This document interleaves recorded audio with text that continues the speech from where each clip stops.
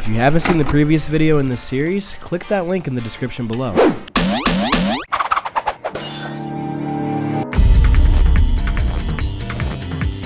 What's up fam, it's your boy back at it again with another video essay, and yes, I will acknowledge that it's been 6 months since I last uploaded.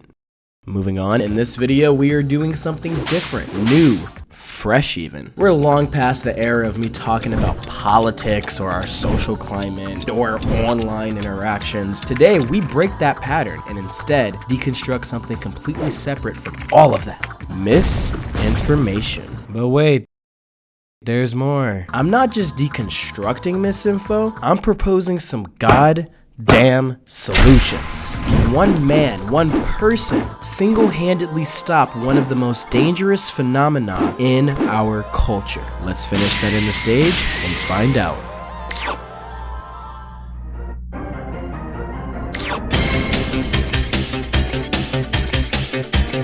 Alright, so we all know what misinformation is, right? It's just the very basic idea of information that's straight up false. If I were to say that Shaq was actually 4 feet tall, that would be misinformation. He's clearly not 4 feet tall. If someone told you that the ocean wasn't blue, then yeah, that's misinformation, because the ocean is clearly blue. Wait, fuck. Is it blue or clear?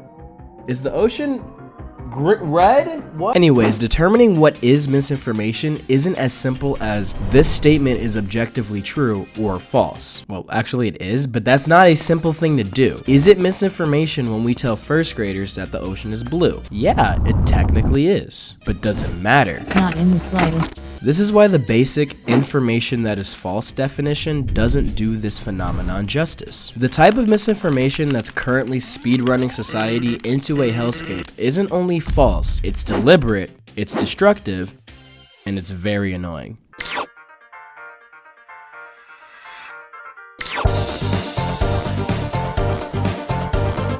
What makes misinformation so dangerous is the fact that it can spread easy and also be difficult to identify. There are a ton of barriers that someone approaches when encountered with any piece of information. Biases, what you view as context, method of delivery, presentation. If I sat here in this video and told you that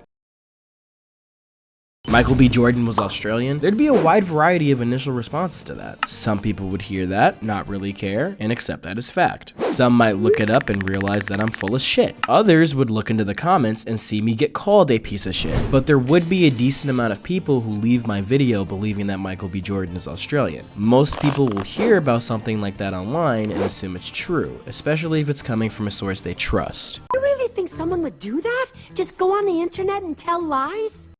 I personally don't find it to be humanly possible. And this same dynamic applies to things that actually matter too. Let's look at another hypothetical, wink wink, situation. Imagine there's a mass protest across the country. You watch the news and all you're being shown is brawling in the streets and burning cars. Then the news anchor says that cities are being burned to the ground. You do a quick Google search and the first thing that you find says that 94% of the protests were peaceful. Remember, this is totally a hypothetical. You could do an objective analysis of the situation by researching how much damage was done proportional to the sheer size of the protest and how that compares to past situations of mass unrest. But since you're not a literal perfect human being, what you'll probably do is draw your conclusions from sources you trust and your own experiences. If you lived in one of the areas that weren't a part of that 94%, then that could feed into a bias supporting the city's burning down narrative. If people with specific agendas but not much evidence repeat that claim over and over and you trust them enough, it's not hard to imagine adopting that narrative as your own. Overcoming this and doing the kind of analysis I mentioned earlier isn't intuitive. It's very easy to get stuck on the surface level, and that's where misinformation thrives.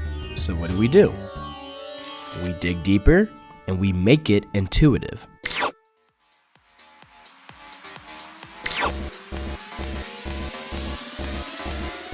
Every single person watching this video, with no exception, has been absolutely bamboozled by misinformation. Honestly, you probably even hold beliefs that stem from misinfo you've seen and never got corrected. There's no catch-all way to obliterate all misinfo off the face of the earth, but I do think there's a way to significantly decrease how effective it is, especially for topics that are important. Now, I think, and bear with me, that we should, teach misinformation courses in our schools. me break this down. You know that meme where people say, wow, I have no idea how to invest or buy a house or get insurance, but at least I can solve for any side of a triangular prism. Well, that is an actual problem, and many high schools, including mine back in the day, started to teach financial literacy classes. And while experts are still trying to figure out how to implement it in a way that maximizes its intended effect, they all agree that if done well, financial literacy classes will have a net benefit for future generations. Social mobility is quite low in America, what a surprise, and fucking up your finances can literally ruin your life. So a helpful solution is to equip people with the tools necessary to make better financial decisions. When it comes to misinformation, we can take a similar approach. We already have the tools we need to debunk and catch it. It's a matter of using those tools correctly and knowing when they're necessary. This is media literacy. With the sheer amount of access we have to the news, social media, random people's shitty takes, and bad actors, we are at a point where misinformation is unstoppable at its face. You can't press a button that makes it disappear. So rather than try to eradicate misinfo in its totality, instead we can make it less effective. We can build a societal foundation that's stronger and more capable of handling the sheer amount of information we consume on a regular basis. We can make media literacy intuitive.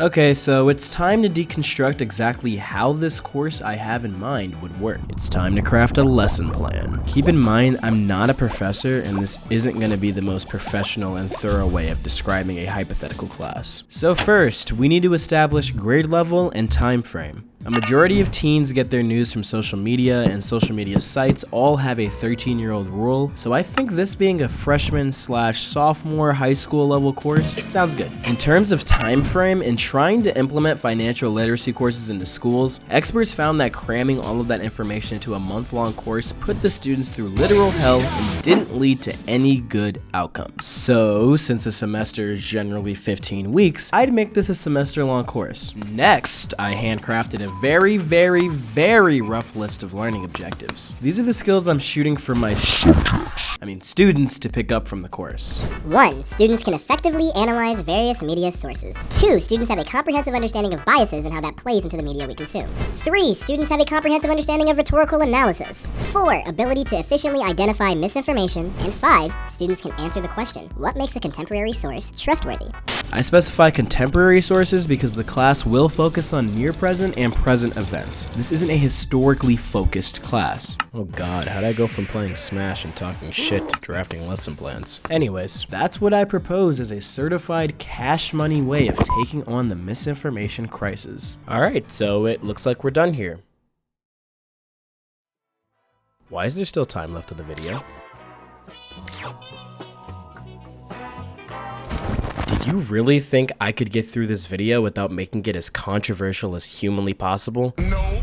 You're putting my little lesson plan to the test. We're gonna take a look at a piece of media and go through the steps in determining how and why it could be misinformation. I'm gonna do my very best to extrapolate further conclusions past simply determining if the argument is true. Alright, play the clip. Sir, you're still recording. Just play the fucking clip. Entire hour. The new VAERS data, according to the CDC website, VAERS is a public portal that you can plug into the Vaccine Adverse Event Reporting System, shows that there's as many as 12,313 deaths after getting the vaccine.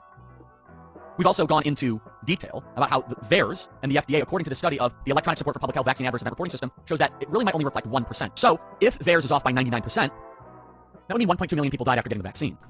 Okay, so I sense crimson flags. So the first step in this process would be to identify the sussiness of the statement you just heard. Without even touching Google yet, does this claim on its own have any weaknesses? Well, first, if the COVID vaccine had potentially obliterated over 1 million people, then why isn't it national news? Assuming you aren't down the snow is fake and microchip rabbit hole, this is a question that's going to require a little bit of digging to answer. So let's dig. First, if you check up on the VAERS website, you can see that it is a database of outsourced and unverified information. One quick search of VAERS COVID-19 deaths And you can find that false reports run rampant, and it needs to be used in conjunction with other COVID safety sources to draw accurate conclusions. Open source, unverified information needs to be taken with a fucking mountain of salt, especially if it goes against the general scientific consensus. Now, some may argue that someone like Charlie Kirk is more trustworthy than the general scientific consensus, and I honestly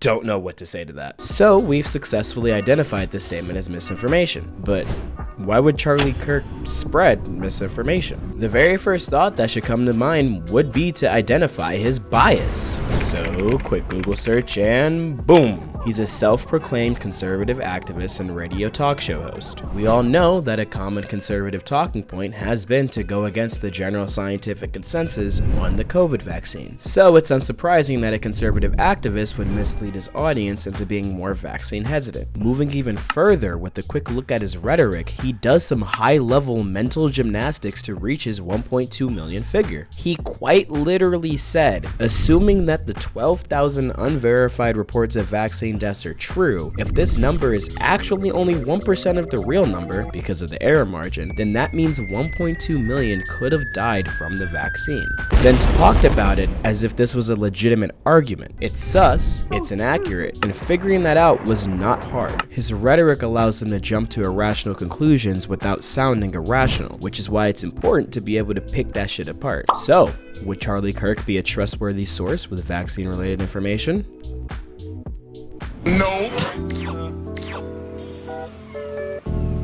Media literacy is a needed topic in schools. Misinformation is a fucking plague and needs to be addressed as soon as humanly possible. While I kinda gave my own rough idea for a course, I do acknowledge that I'm not an expert. I'm a film student. I think I've talked enough, so I'll leave the conversation to you. Please shoot any thoughts at me on my Twitter or the comments. Any and all support is greatly appreciated. So, what's the moral of this video? Go to class.